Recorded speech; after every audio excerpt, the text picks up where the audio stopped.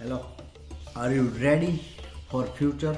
मानव इतिहास के पूरे काल में जितनी प्रगति, जितनी टेक्नोलॉजी विकसित नहीं हुई, उतनी शायद लास्ट 50 ईयर में हो चुकी है। आज की हमारी स्टोरी, आज का सीन या फिर आज का व्लॉग वो टेक्नोलॉजी पे डिपेंड है।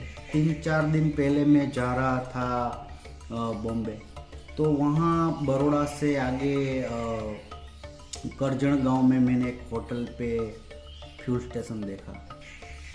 अरे यार, फ्यूल स्टेशन मतलब सीएनजी पंप नहीं था, पेट्रोल पंप नहीं था, वहाँ था इलेक्ट्रिक चार्जर पॉइंट। तो आज हम 5 पॉइंट पे बात करने वाले हैं कि पहला तो चार्जर स्टेशन जो मैंने अपनी लाइफ में पहली दफ़ा देखा, और शायद आप में से बहुतों ने देखा भी होगा, लेकिन मैंने पहली टाइम देखा तो देखते ही मुझे लगा कि नहीं, इस पे कुछ काम करना चाहिए।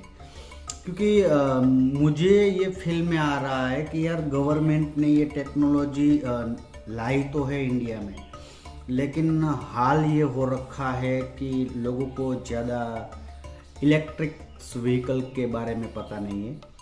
तो आज पहले मैं आपको बताऊंगा पहला पॉइंट कि इलेक्ट्रिक व्हीकल क्या है, दूसरा पॉइंट कि वो चार्ज कैसे होता है, तीसरा पॉइंट क्या वो घर पे चार्ज होता है, चौथा पॉइंट के फुल चार्ज में वो कितनी मतलब रेंज तक जाती है गाड़ी।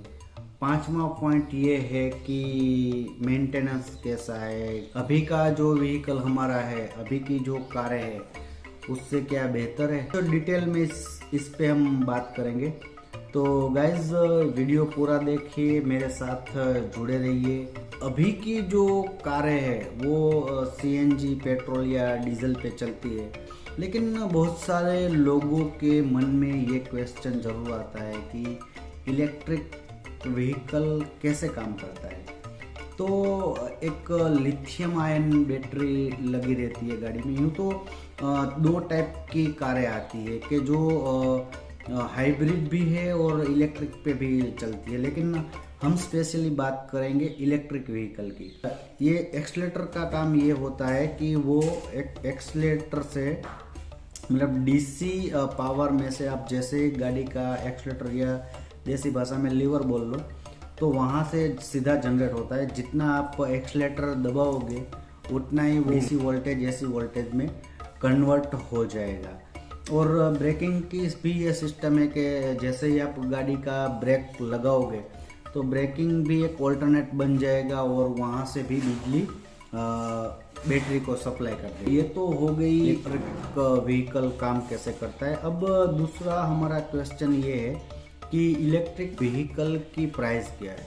तो वैसे इंडिया में अभी 3 कंपनियां बना रही है, एक टाटा वाला है, hyundai वाला है और महिंद्रा वाला है, और बहुत सारी कंपनी इन फ्यूचर इस पे काम कर रही है। टाटा नेक्सॉन है जो 15 से 17 लाख है, टिगोर है टाटा की, वो करीबन 12 लाख के आजू बाजू है। वैगन आर भी इन फ्यूचर आने वाली है जो 10 लाख के आजू बाजू है। बात की जाए तो ऑडी है, BMW है, जैगुआर है, वोल्वो है।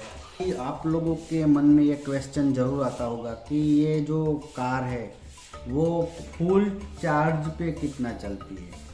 एक मोटे मोटे तौर पे आप देखो तो अभी जो इंडिया में है वो 200 से लेके 300 किलोमीटर तक गाड़ी चल जाती है, लेकिन वो डिपेंड करता है कि जो कार में लिथियम आयन बैटरी है वो कितने एम्पियर की है। अभी जो मैंने हाल ही में टाटा नेक्सॉन का टेस्ट ड्राइव किया और नेक्सॉन की इंक्वायरी की, तो उसमें 39 एम्पियर की मोटर्स है।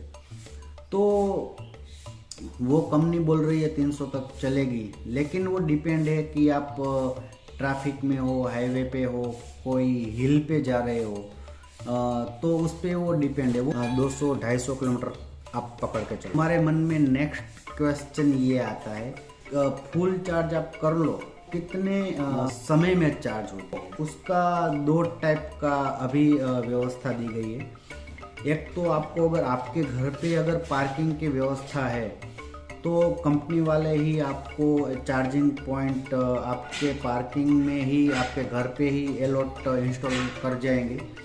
और वहाँ आप जो हमारा घर की बिजली है वो 220 वाट के आजू बाजू आती है, तो मतलब 15 एम्पियर पे ही आप चार्ज कर पाओगे।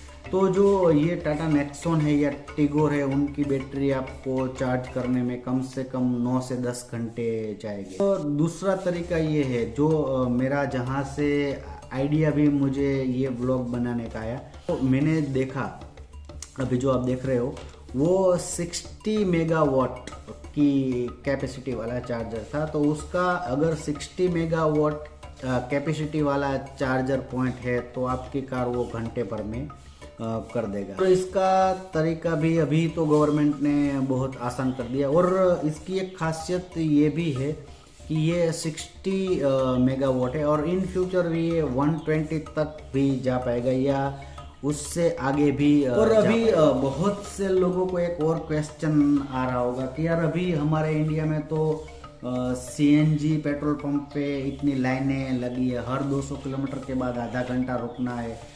तो इसका भी सॉल्यूशन इन लोगों ने कुछ निकाला है, आप भी चार्जिंग पॉइंट लगा पाओगे। यस, और उसका आपको सबसे बड़ी बात यह है कि लाइसेंस नहीं लेना है, आपको उसका मशीन परचेस करना है और फिर आपको वो इंस्टॉल कर देना है कि हर जगह, हर घर पे, हर होटल पे, हर पार्किंग में या फिर ऐसी जगह के जहाँ 100-200 गाड़ियाँ खड़ी रह पाए और मतलब 100-200 के आजू बाजू चार्जिंग पॉइंट हो। ये भी सीन हम देखने वाले हैं। फिर मैं जिस चार्जिंग पॉइंट पे गया वहाँ पे ये था एक ऐप, मतलब एप्लीकेशन सबके लिए नहीं, लेकिन एक जो कंपनी ये फ्यूल मतलब सॉरी चार्जिंग पॉइंट देती है उनका एक एप्लीकेशन आता है और उसमें आपको कितना चार्ज करना है, मतलब ये नहीं है कि आपको पेट्रोल की तरह ही फुल ही करवाना है,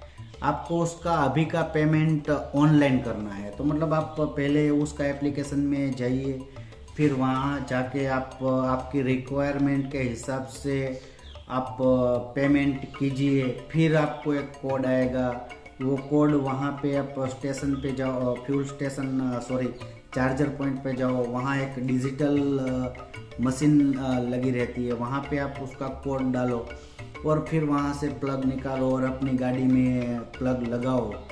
तो ये सिस्टम से गाड़ी है बहुत आसान, लेकिन लोगों के समझ में अभी नहीं आ रहा है।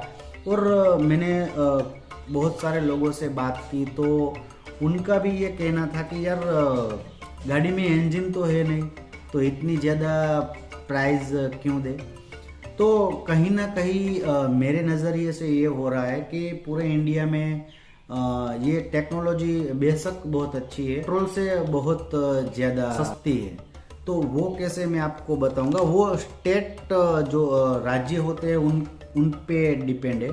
क्योंकि कहीं पे भी आप जाओ, जैसे दिल्ली में आप जाओ तो जो चार्जर पॉइंट के यूनिट के हिसाब से वो पैसे लेते हैं कि आप कितने यूनिट अपनी बैटरी को चार्ज करना चाहते हो। तो वो स्टेट वो डिसाइड करेंगे कि क्या है। अभी मोटा मोटा मुझे जहाँ तक ख्याल है तो दिल्ली में आप फुल चार्ज करो तो उसका प्राइस बहुत कम है। बॉम्बे आप जाओ तो 300-400 रुपये में फुल चार्ज होता है। तो ये अगर आप 400 रुपये भी पकड़ते हो फुल बैटरी एम्पियर वाला, टेक्निकल लैंग्वेज, टेक्निकल क्या है वो आप भूल जाओ, एक देसी जुगाड़ से आप पता चलो कि भाई फुल बैटरी चार्ज करे किसी बाहर के पॉइंट से तो कितना हमें चार्ज करना है। तो तकरीबन 350-400 रुपये के आजू बाजू, और 350 या 400 रुपये में ये गाड़ी आपको 200 किलोमीटर तक चल जाती है। आपके दिमाग में ये भी क्वेश्चन आता होगा कि अगर बैटरी को हम चार्ज करें और मान लीजिए कि 15-20 दिन तक हम ना चलाए तो अपने आप बैटरी कंज्यूम नहीं होती है, मतलब उतने ही वोल्टेज आपको मिल जाएगा। आज का हमारा सीन ये था, आज की स्टोरी या कहानी या आज का व्लॉग ये था कि हमें कुछ नई टेक्नोलॉजी में जाना पड़ेगा। पेट्रोल डीजल वगैरह जो हम इस्तेमाल करते उसका 80% हम बाहर से इंपोर्ट करते हैं।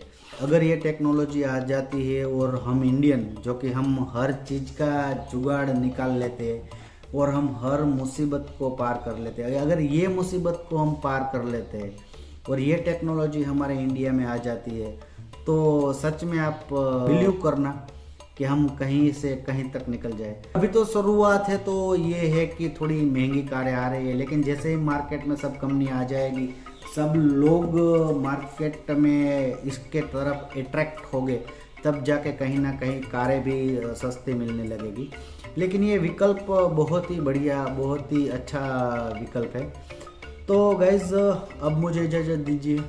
आज का ये प्रोग्राम आपको कैसा लगा ये कमेंट में ज़रूर बताइए।